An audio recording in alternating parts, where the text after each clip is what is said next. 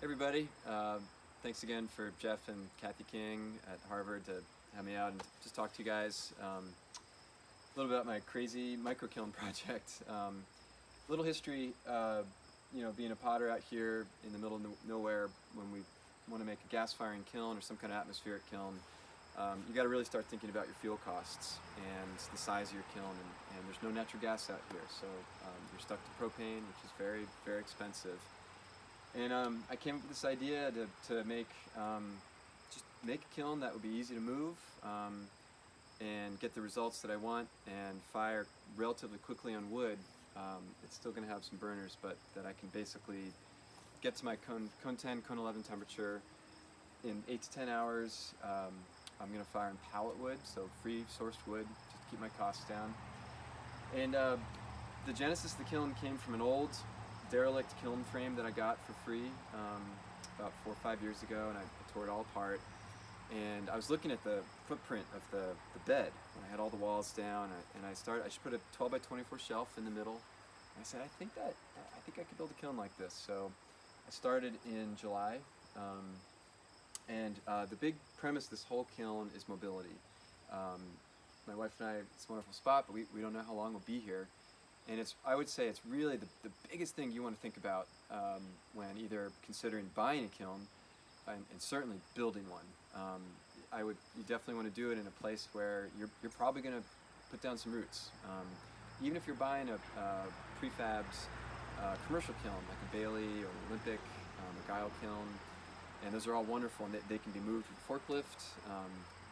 It's really not that big a deal, but it's a big expense, and it's especially if you're in the suburbs of Boston, it just could be really problematic. So you want to think about sort of what does life look 10 years from now or so before you do something really big. But for a lot of us, this will hold about 150 cups roughly. The firing chamber is really only about here over. Its volume, I think, is around 12 cubic feet. Maybe 14 on the high end, but I don't think it's going to be that tall. The arch, we just cast this skew row. The arch will just kind of trace here. So again, it's small. That's intentional. And I built it on cinder blocks, just in a big gravel bed. Again, it's not a non-permanent structure. You don't need any permitting for it. It can all go away relatively easily. So, and the big one is that the kiln is just dry stacked. The bricks just come apart. The interface will get, because it's going to be a soda kiln with wood ash, that'll all get glazed. So the inner brick row will get, all those hot faces will likely fuse together. So those probably won't be salvageable, but I have 3 layers of floor. These 2 layers and the outer layer of brick will likely be able to be salvageable if I decide to move it in a couple years. But if we're here and the kiln fires like a dream, that's a win. It hopefully fires in 8 to 10, 11, 12 hours tops, and I get the results I want, and I can have it for a long time, and not too bad. So we'll go through some of the nuts and bolts. We've got our firebox. This will be the place where the wood gets stoked. Firebox is really narrow. It's 13.5 inches by 18 inches deep. There are a place with a grate where there are some stainless bars. You can see the little cutouts in the brick and maybe little holes on the wall. Those will be solid stainless rod, and the wood will lay across that.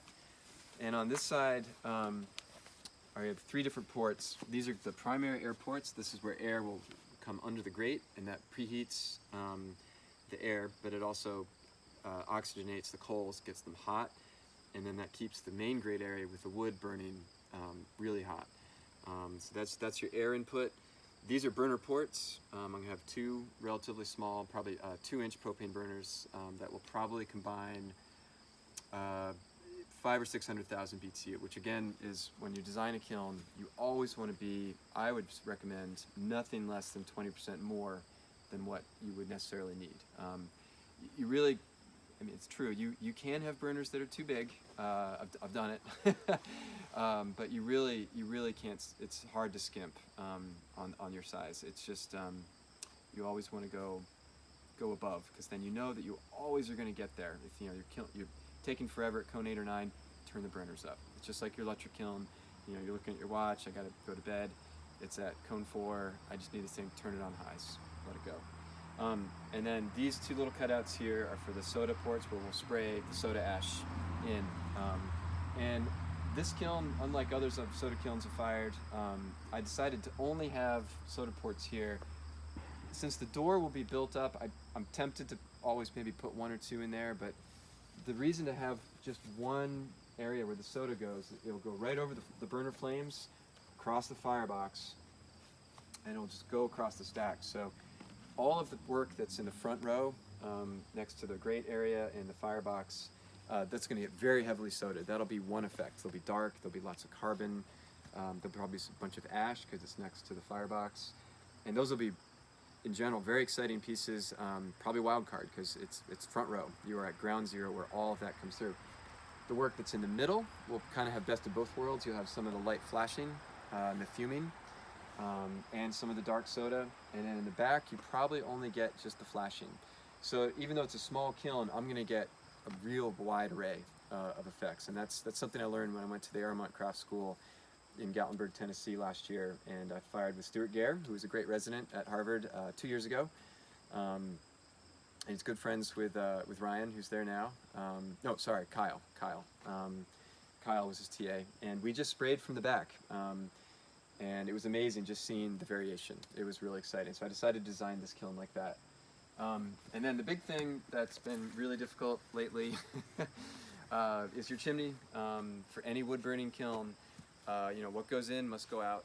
And it's great to design a giant firebox, and that's how that's how fast fire kilns work. They have fireboxes and chimneys designed that have a capacity for a kiln 3 times the size. So if you have a big firebox, but you can put all that wood needs air, and it needs a way to release.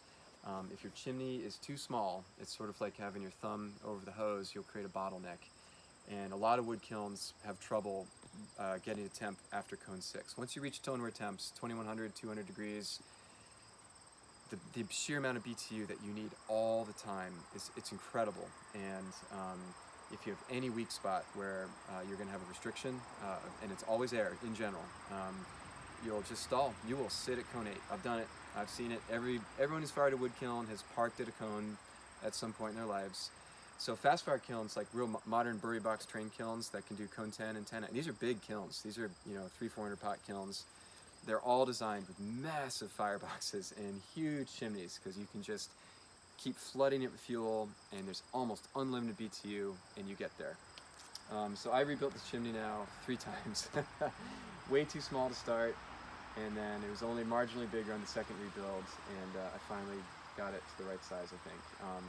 One interesting design facet here is it's 13.5 by 9 inches wide. We're going to do what's called corbelling it in. We're going to work it to a 9-inch, 9 by 9, right about here. And that will be just more than enough volume, but what that does, it will create velocity. So it will actually help me with the height of the chimney. I won't actually have to build it as high as it needs to be.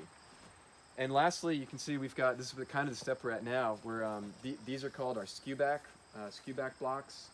And there are kilns that are built with just straight skew bricks that I have. This is a really typical skew brick that gives a 60-degree angle. I would say the majority of sprung arch kilns are built with these. And these would typically sit across this face and give you that arched, the beginning of that angle for the arch. This is a really custom crazy thing. So I had these big blocks, and you can see here we just cast the middle. So we're gonna have a full flat skew row with just the big blocks and then castable, which is a high temp refractory, very strong. So that kind of solves a lot of problems. The interesting part about this kiln, it has an interrupted sprung arch. The arch should go to about here, but we're stopping it right here because my kiln's not that big. I've seen some images. It's definitely something that's unique. I've never seen a kiln in person that has that, but I feel like it should be fine. The thing that I'm concerned about is making sure that the outward pressure doesn't push that block of castable on that side into the chimney. So we're cutting we're cutting some places in the brick that will basically act like a stop, and that will all get filled with castable. So imagine this board, this whole face gets filled, and you can see the castable is going to go into these grooves, and it'll catch. It'll make it so it's impossible for that block to get pushed out. Because remember that arch wants to flatten. So as long as we know that the corner blocks can't move, and that those will be locked in with a big metal frame that we're going to weld together, and it'll get tied in this way and this way. So our end posts just will be locked in; they'll never move. But my concern was that there would be pressure from the arch pushing into this chimney wall. Normally you would have room here. Wood kilns tend to have what's called a collection box, which is nothing more than just a vestibule. It's a tube, essentially. It's just it can be anywhere from a foot or two. It's just a elongated flue that connects to a chimney that's then on the back. So it has room back here, and you can put metal right behind this brick, and it clamps it in. I don't have that luxury of this kiln, and I just was realizing it this morning, because it's the chimney wall. So the chimney is going to be about 2,000 degrees on this face, and it's going to be 2,400 on this face. So any metal that would be between these two angle irons is likely either going to melt or get severely damaged in the very first firing. So we couldn't do that. So we just kind of audibled it, and this is what I came up with. And I feel good about it because these will be really locked in. So we'll be making the arch this weekend, and all the pics will be up on Instagram. You can follow me. What's my handle? I think it's just BQ Eberly. Pretty sure. Yeah, I'm a little green teapot, and I think maybe Jeff shared my Instagram handle.